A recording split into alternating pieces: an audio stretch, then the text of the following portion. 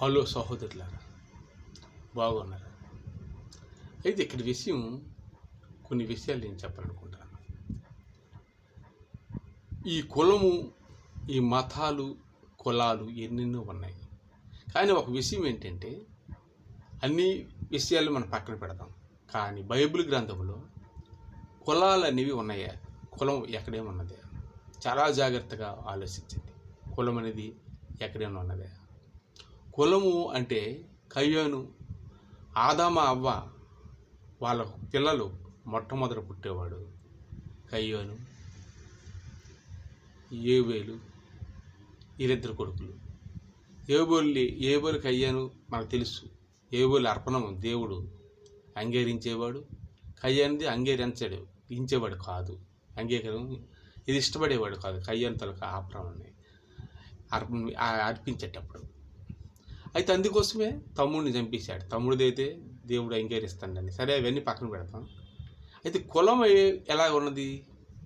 ఏబేలు గొర్రెలు కాపరి, కయ్యాను వ్యవసాయం, ఏదైనా పంటలు మొక్కలు వేయడం, పంటలు పండించడం. ఇది కులం ఫస్ట్ చెప్పాలనుకుంటే రెండు ఉన్నాయి. ఆదామ వాళ్ళ తల్లిదండ్రుల కులం పిల్లలకు వచ్చిందే, తల్లిదండ్రుల కులం పిల్లలకు వచ్చింది, పిల్లల కులం అనేది తల్లిదండ్రులకు వెళ్ళిందా? ఇక్కడ కులం ఇప్పుడులాగా చెప్పులు కుట్టేవాళ్ళు, మాది ఇలాగ ఎన్నో కులాలు ఉన్నాయి. కార్పెంట చేసేవాళ్ళు, సరాబులని, బంగారం చేసేవాళ్ళు, ఇలాగే కొన్ని ఉన్నాయి. కానీ అప్పుడు ఉన్నదే అని విషయం చూద్దాం. ఆదాము అవ్వ ఏం పని చేసేవాళ్ళు? కులం ఉందా?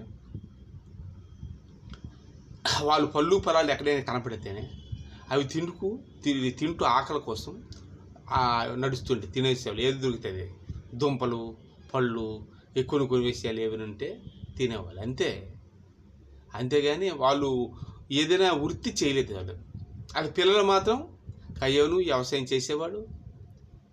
ఈ భూమి నువ్వు సాధ్యపరచు, దాని సారం నీకు ఇవ్వదు అని దేవుడు చెప్పించాడు కదా. అయితే ఇక్కడ ఏబేలు గొర్రెలు కాసేవాడు. మరి ఇక్కడ మన గొర్రెలు దావీదు గొర్రెలు కాపరే. ఇలా చూసుకుంటే కులాలు అనేవి కాపర్లు అంతే.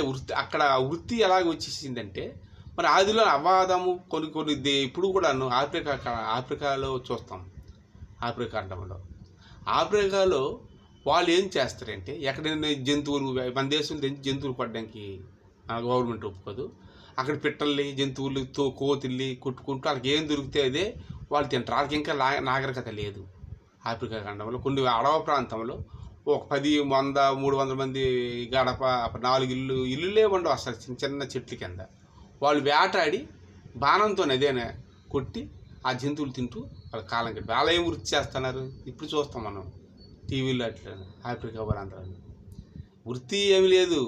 ఎక్కడేది దొరికితే పండుగ పడడం, తినడం, ఏదో దుంపలాగడం, ఏదో పక్షి ఏదైనా జంతువులు దాన్ని కొట్టేయడం, దాన్ని తినేయడం, ఆకలి కోసం, కడుపు మంటకి. పులులు, సింహాలు ఏం చేస్తాయి? దాని కులం ఉందా?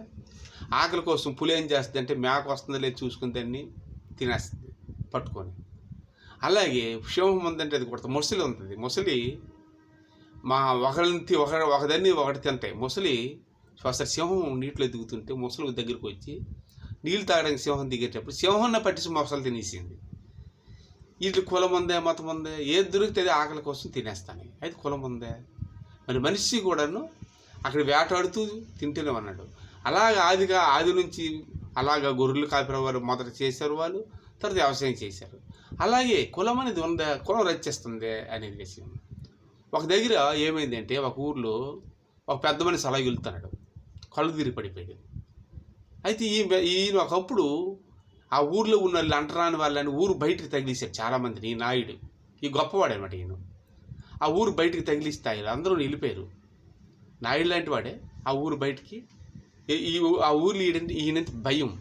అలా అంతమంది ఊరు బయటికి ఎండలు కొట్టేసి ఎవరిని ముట్టేవాడు కాదు అసలు. అతను నాకు తెలిసినంతవరకు 100 సంవత్సరాలు దాటి ఉండింది, ఎవరిని ముట్టేవాడు కాదు అసలుకి. అంత ఫీలింగ్, క్యాస్ట్ ఫీలింగ్. వాళ్ళ క్యాస్ట్ వేరే, మాది వేరేనే. వీళ్ళకి పశువులు, ఆవులన్నీ అలా ఉండేవి. వాళ్ళు ఆవు మాంసం తింటారని నేను ముట్టుకుంటాడు కాదు.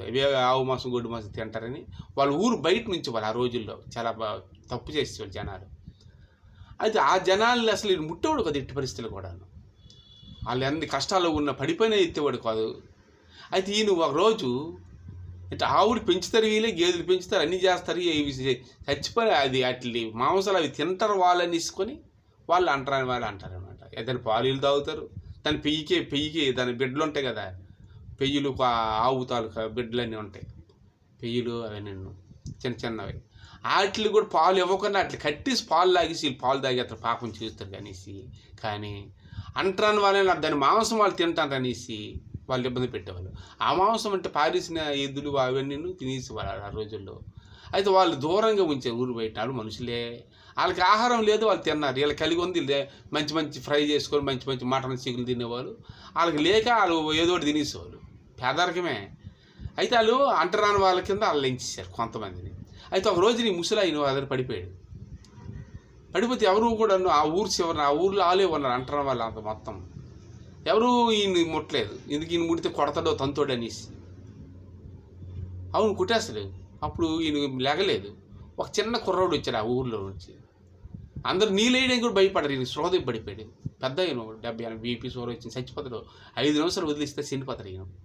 అప్పుడు చిన్న కుర్రాడు వచ్చేసి కొద్దిగా అటు ఇటు ఉన్నాడు, నీళ్ళు ఎవరు ఇవ్వలేదని కనికరి, చిన్నపిల్లలకు తెలియదు కదా, పాస్క్ వేసాడు ఫేస్ మీద, వీడు బ్రతికిస్తాడు. అప్పుడు వెంటనే లేచాడు, ఇంకా కళ్ళు తిరిగి పడిపోయిన టీకా దీనిగా ఉంటే ఆ పిల్లలు వచ్చి హాస్పిటల్ తీసుకెళ్ళిపోయారు. అక్కడ కామన్కి వెళ్ళిపోయాడు మళ్ళీ. అయితే అక్కడ స్పాట్లో లేకపోతే చనిపోతాడు. డాక్టర్ అన్నారు ఈయన చనిపోవలసిందే, హార్ట్ ఫెయిల్యూర్ అయింది. నిజంగా ఆ టైంలో నీళ్ళు ఎవరు కొట్టారు, ముఖం మీద ఏదో వాటర్ కొట్టబట్టి లేచాడని అలా అన్నారు. ఈయన ఉన్నాడు. అయితే ఎవరైతే ఒక ఆయన ఉన్నాడో ఆయన మనని ఇతన్ని నిజంగా రక్షించాడు అన్నారు. ఎవరు అతను? ఆ అబ్బాయిని తీసుకురండి అన్నారు. తీసుకొచ్చిస్తే ఈయన ఎవరైతే అంటారని వాడు వాళ్ళ అబ్బాయే. ఈయన తెస్తే అతను కోపం అయిపోతాడు, వద్దు అని ఆలోచించారు. వాళ్ళ తాలూకు బిడ్డ కుర్రోడు అని చెప్పుకున్నా చిన్న అబ్బాయి నేను కాపాడాడయ్యా అని తీసుకొచ్చి చెప్పారు. ఈయన ఎవరంటే ఫలానా ఏరియాలో నువ్వు నీళ్ళు వేసాడు, నీ ముఖం మీద నువ్వు లేసేవని. అవునా, చాలా సంతోషం అని కౌగిలించుకోండి, నేను హ్యాపీగా బతికాను ఈయన వల్లే నేనని, చాలా సంతోషం అని. వెంటనే వాళ్ళతో ఆ కుర్రోడితో తండ్రి వచ్చాడు. వచ్చి ఒరే హ్యాపీగా నువ్వా? అవునవును, మీ కొడుక నిన్ను ముట్టండు కదా, ఈడు ఏం చేసింది, ఈడి పాస్కేయి పెట్టి నువ్వు బతికవు అయ్యగారు అన్నాడు. ఒరే పాస్కేయి పెట్టి నేను ముట్టుకుని నాకు పాస్కేయి పెట్ట అంటాడు.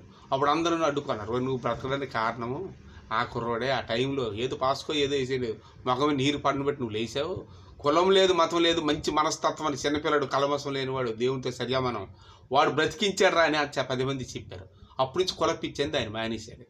కులము పిచ్చి లేదు, అది బ్రతకడం కోసం జంతువులు ఎలాగైతే వేటాడుతున్నాయో మనుషులు వేటాడుతున్నారు. నాగరికత వచ్చిన తర్వాత గుణపాలు కత్తులు తయారు చేసి వ్యవసాయాలు చేసి యంత్రాలతో మనం పండించి హ్యాపీగా తింటున్నాం. తిని హ్యాపీగా ఒకప్పుడు బియ్యమే కొనుక్కోవడం చాలా కష్టమయ్యేది. ఈ రోజున బియ్యం కూడా ప్రతి ఒక్కరికి అన్నం దొరుకుతుంది, టెక్నాలజీ వచ్చింది, యంత్రాల చేత పండిస్తున్నారు, ఎద్దుల చేత పండించుకున్న బాగా పంటలు పండిస్తున్నారు. అన్నీ ఎవడు ఉరుతాడు అని వాళ్ళకి వృత్తిలోనే ఏమీ లేదు, అవి బ్రతకడానికి పెట్టుకున్నారు. ఇప్పుడు ఎవడు ఉరుతాడు, ఎవడూ చేయలేదు. ఇప్పుడు బంగారం పని సరాబులు బంగారం షాపులే పెట్టేశారు. చిన్న చిన్న బట్టలు నేర్చుకునే వాళ్ళు బట్టలు షాపులే పెట్టారు, బట్టలు అమ్ముకుంటారు. అందుకని మనం ఏంటంటే కులం అనేది ఎక్కడైనా ఉందా? బైబిల్ అంటే అసలు యేసుప్రభు ఎక్కడ కులం గురించి చెప్పలేదు. బీదలకు సువార్త ప్రకటించండి, బీదలకు అన్నం పెట్టండి, బీదలనే రక్షించండి, కులం లేదు మతం లేదు, అందరు నా వాళ్ళే, నిన్ను వల్ల నీ పొరుగుని ప్రేమించని యేసుప్రభు నాగరికత జనాలకి నేర్పాడు. థ్యాంక్ యూ ఈ వాక్యం షేర్ చేయండి. థ్యాంక్స్.